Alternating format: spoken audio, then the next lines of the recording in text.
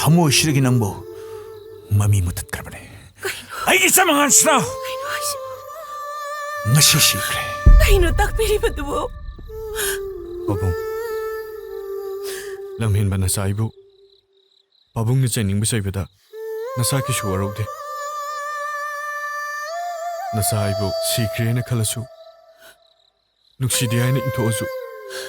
Nasa igi thamo shidadi. Pabung bu kaw godabu kisu laiti. Mashi. Ayo. Nang. Berani ko se.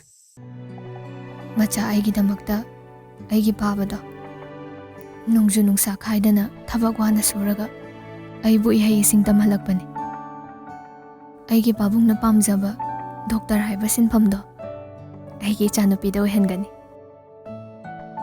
masugi mai pakpa ujaraga babagi asauba pumba kokpo oirasan Lematon class 11 kabje nungai bra Noina na opasida hangudana.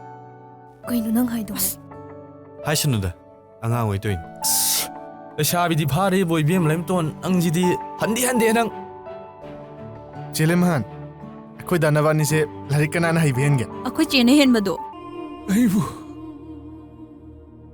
mapa aibu hoi pada matik sari pada Ichanupi ahangumna.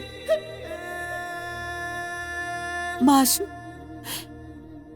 Marai bakti dana. mama Mapap khangkidrabad. Ay moy bababu punsigi ngakpi bangamu. Ima yare ba. Lairik. Siba tare heba. ngako isa janga sidine akoi pula phammagane wari dum sadoksi lairik ka parura nunga sidi Aduni ma paba. I'm parent to lairik. School das lairik. Aduga sidas lairik. Aja. Kakalale. Kakani chao masa khangudre.